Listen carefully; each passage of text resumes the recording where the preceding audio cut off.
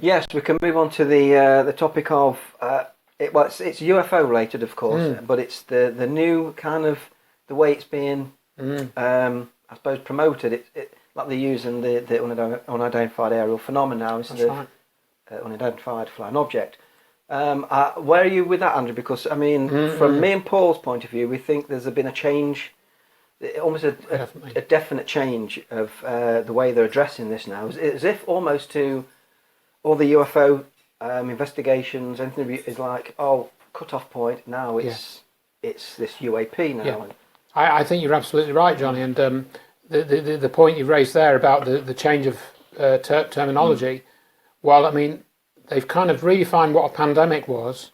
Yeah. And that's in the WHO documentation. If you know where to look, and I'm put something together on that.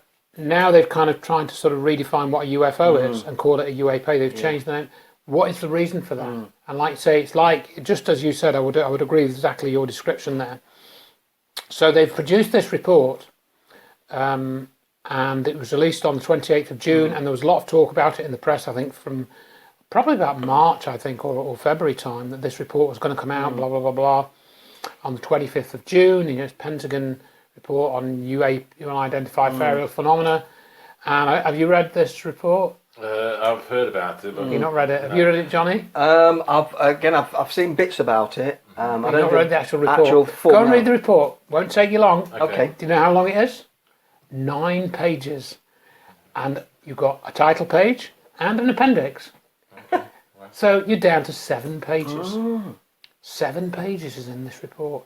What can you get in 7 pages? Yeah. Well, the answer is not much. There are no specific cases mentioned.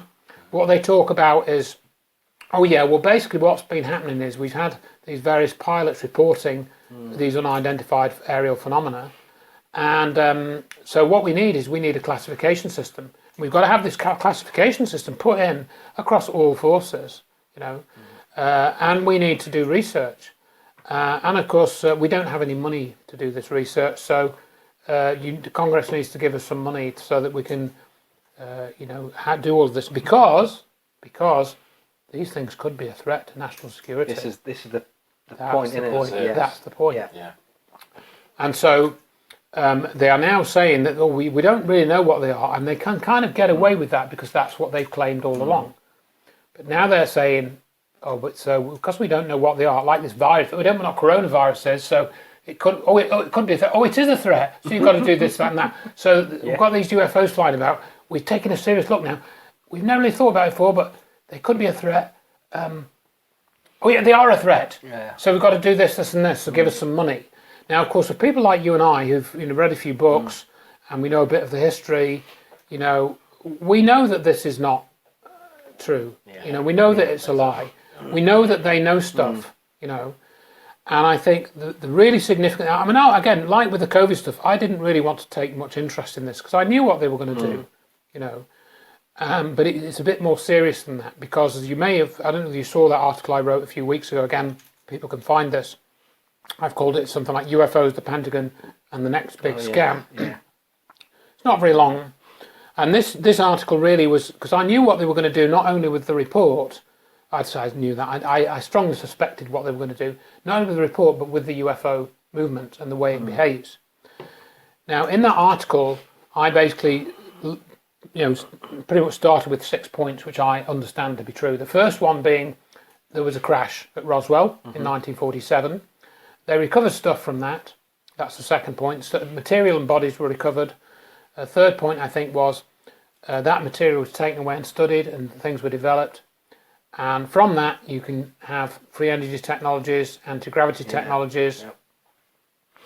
And also the other thing that came out in the Wilbert Smith memo, which is very rarely talked about, is he talked about the ships having some mental phenomena were important in the operation of the ships.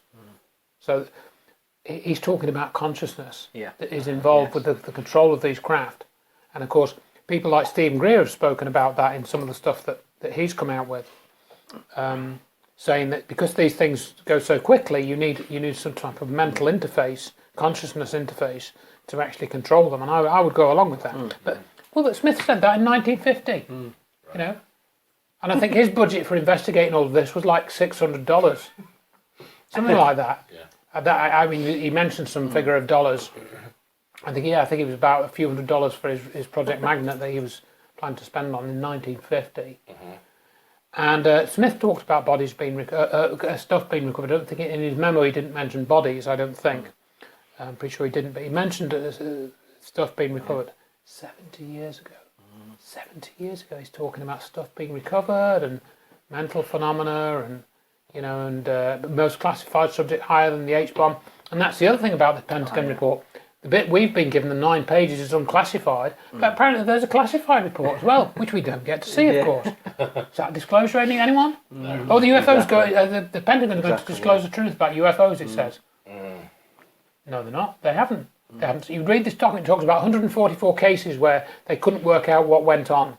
That's, I think, all that's mentioned. It doesn't give any names, it doesn't give any dates. It gives dates of between 2004 and 2011, is it? Anyway, they give you 2 years of range into which these reports that they concern themselves with fit. And I don't think they even mention this USS Nimitz by name in this report, this tic-tac-toe thing, which has been all over the press. And again, you look into that, and it's not really clear what that is. There's an interesting video where that actual footage has been analysed, and it actually looks like a plane. They've actually because the way that footage you see is from an infrared camera, not from a normal optical camera. So that changes the appearance of the object completely. It's something I hadn't fully appreciated until I saw this video by Anton Petrov that somebody sent me. Anyway, so the thing that really piqued my interest and why I decided to write the article was that I heard that in April this year, a chap called Mark McCandlish had died. Now, I was very sad to hear that, because Mark McCandlish, I'd corresponded with him a couple of times. Now, Mark McCandlish, for those that are not familiar, I suggest you go and look at his name, look at his YouTube videos, because he had told this story, and he told it at Stephen Greer's Disclosure Press Conference in 2001, Disclosure Project. He talked about the alien reproduction vehicle. He talked about his friend named Brad Sorensen, who'd been to this air show, which was invitation only to special people in government, and he'd been with this guy, Brad Sorensen had been with this guy who was, some defence official, US defence official. He'd been to Palmdale, I think it was, and they went into this hangar, and they saw this flying saucer hovering 6 inches off the ground. And the guy that was with them explained how it worked, or at least in part. And from this explanation, Mark McCandlish had done a technical drawing, because that's what he was. He was a conceptual artist.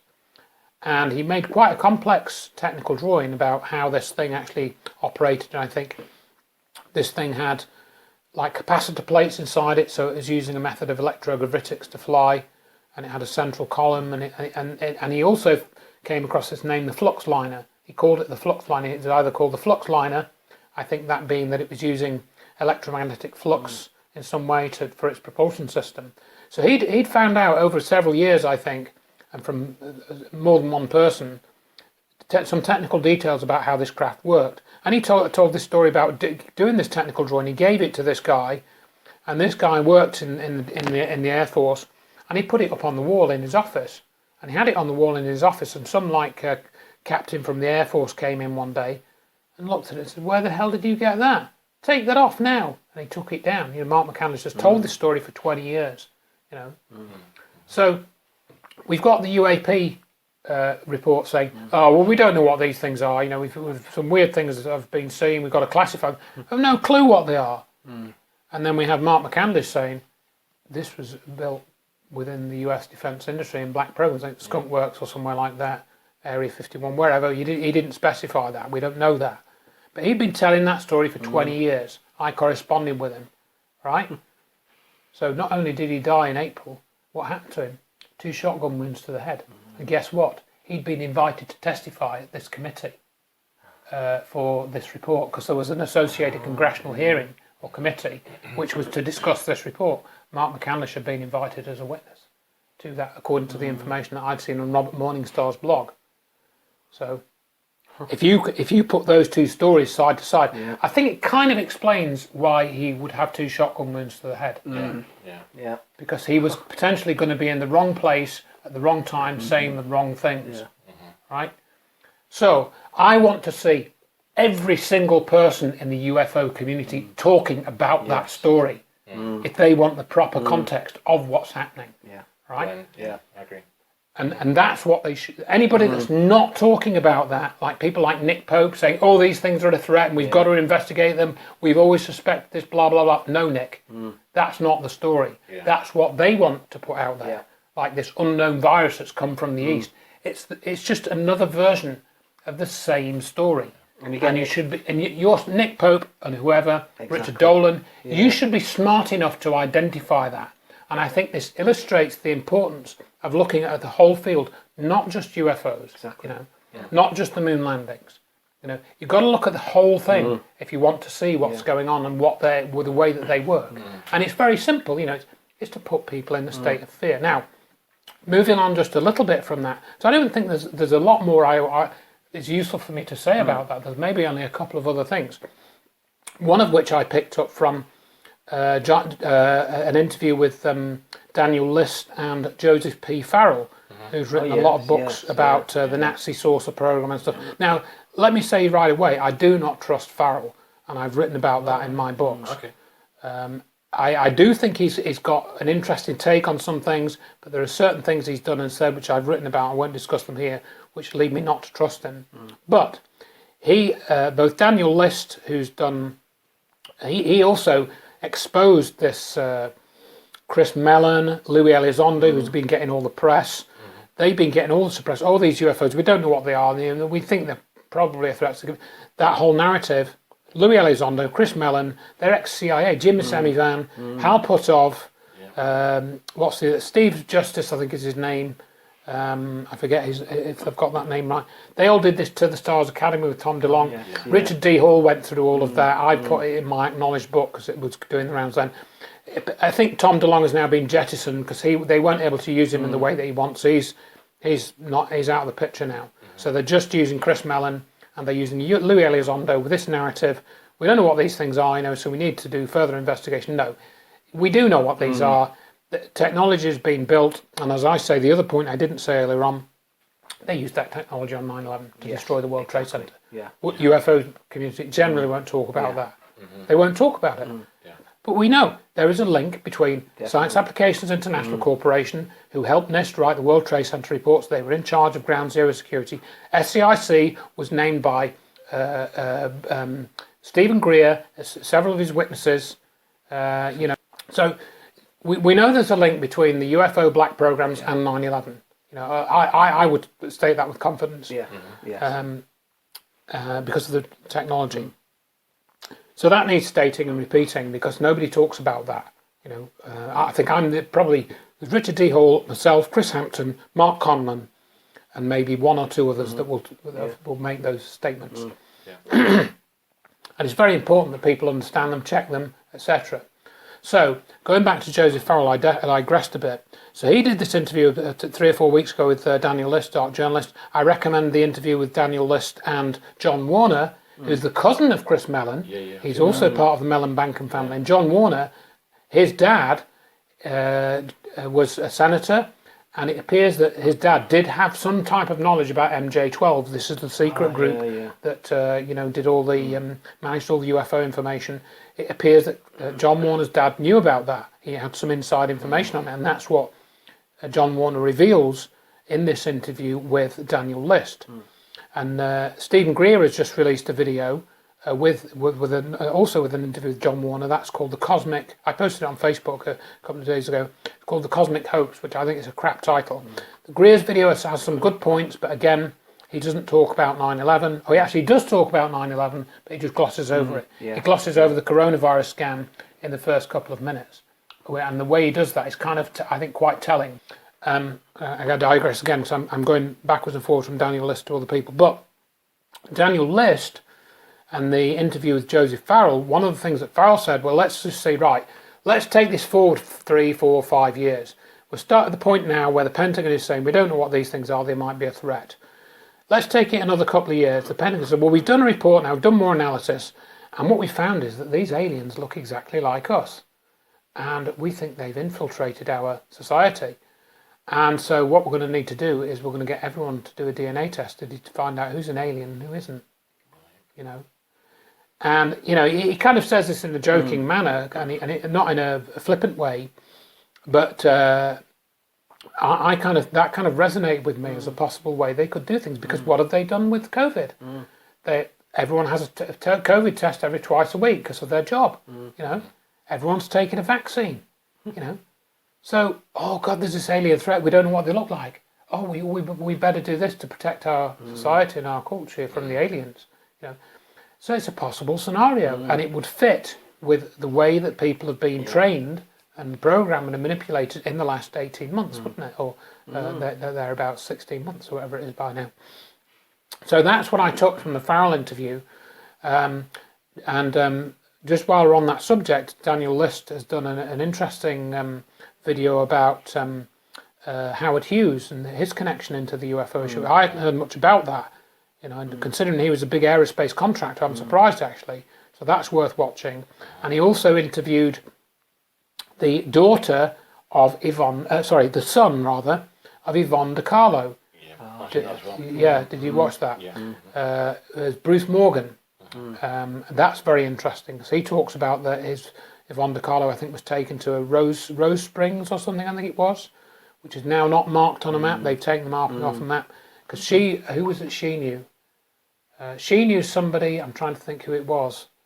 She was good friends with somebody who took her to the Rose Springs site and said there was a UFO had crashed there, a flying saucer had crashed there in, I don't know, 1950 or something, I forget the exact date. But Bruce Morgan, again, you listen to him, highly intelligent man. He did have some inside knowledge, I think. So they know all this stuff, you know.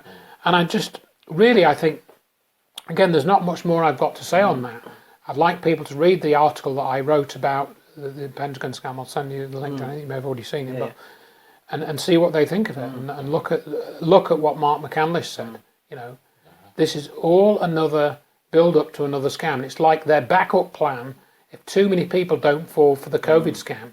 You know, and we've already talked about, Carol Rosin had talked about the last card is the extraterrestrial threat. Yeah. You know. Yeah. And then in 2011 I made that video, and I, inspired by somebody else. It wasn't really my original thing.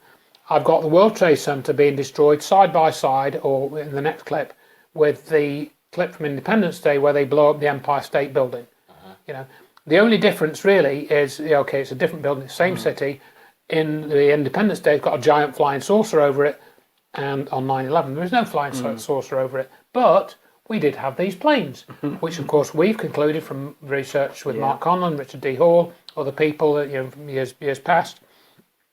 All of that evidence points to those planes being some type of image projection. ACA, if you want to say it, hologram. So they can justify a building, they can put an image of a fake flying object in the sky. We've got these unidentified aerial phenomena. Boom, you know. Put two and two together, folks. Maybe I've just made 5, but at least I've done the maths and tried to, you know, come to a sensible. That's what the UFO researchers should be talking about. And if they're not talking about it, well, you know, they're certainly not much use to me, you know. So, totally agree. You know, and that's what I was saying. I put a link to that on one of the groups. That article I just said, here's this, you know, take it or leave it, sort of thing.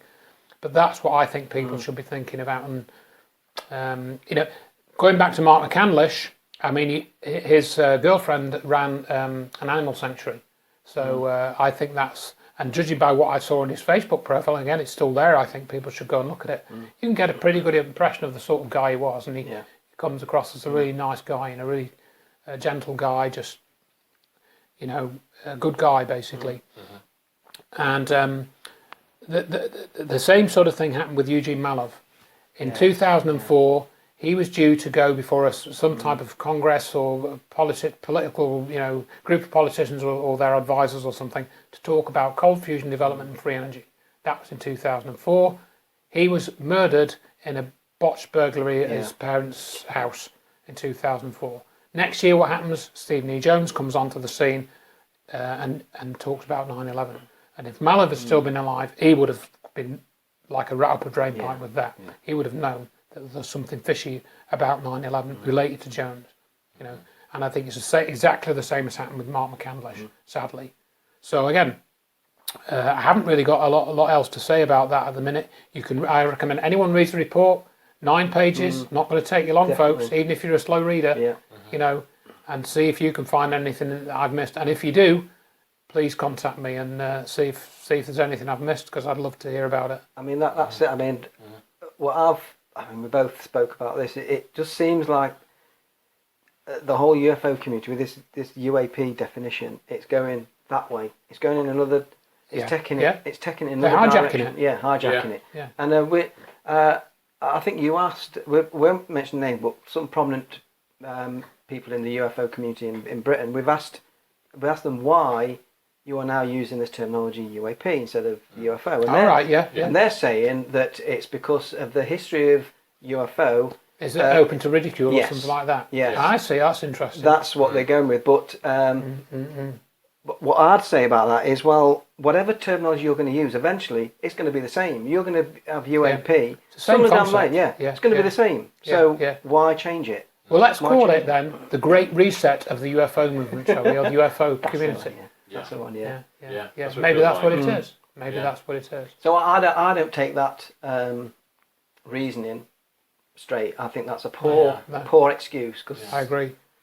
You know all you're doing is delaying the inevitable. Which you know, if that's your reason, if you're going along with this, it's going to be down the line again.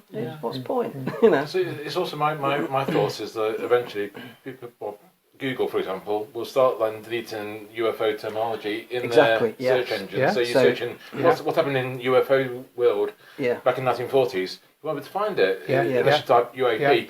And now I can find things about it. I think that's what is going to happen. And I think, you know, I've certainly felt, I haven't documented this, but I think that's happening. Some stuff has become harder to find. Even when I use DuckDuckGo, and people argue that that's better than Google. Actually, I've sometimes been not able to find stuff on DuckDuckGo and go to Google, and I have. But I do think that, again, the search engine manipulation is, of course, very knotty issue, because that's how we find stuff most these days, isn't it?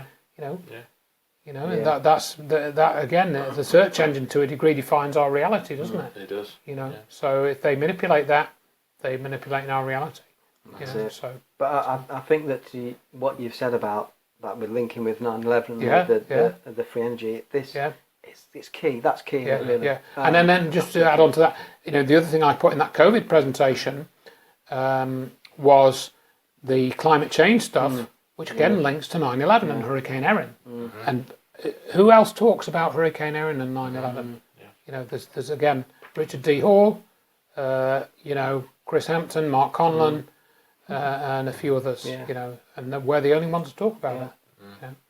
So, and yet when you do look at that, when you look at it all and you link it all together, it links really obviously, doesn't it? Yeah, I think it's pretty obvious. So it's a conscious thing, isn't it? It's a conscious thing. It's always like, if you're willing to see it, you'll see it. Yeah. If you don't.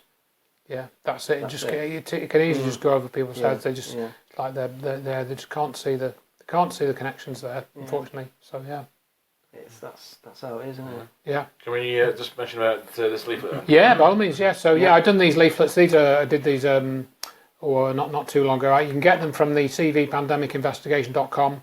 I've given out several thousand of these. Kindly, people have distributed them, and so if anybody wants such leaflets, they can contact me.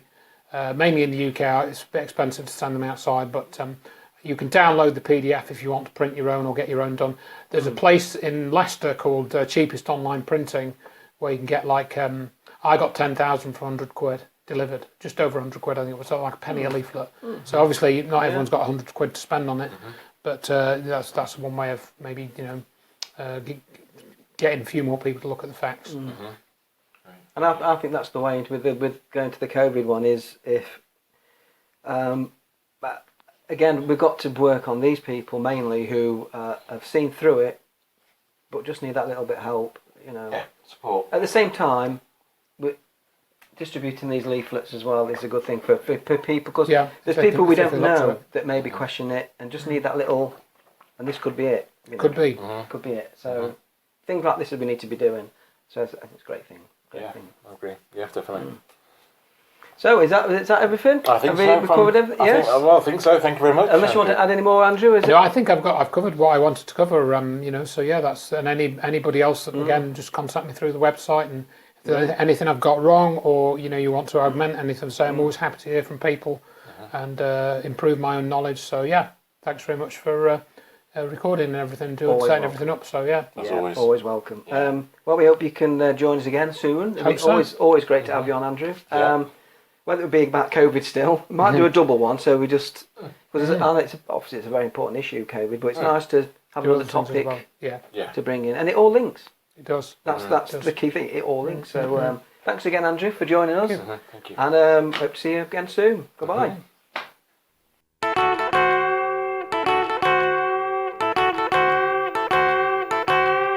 Well, the news all saw somebody flying around.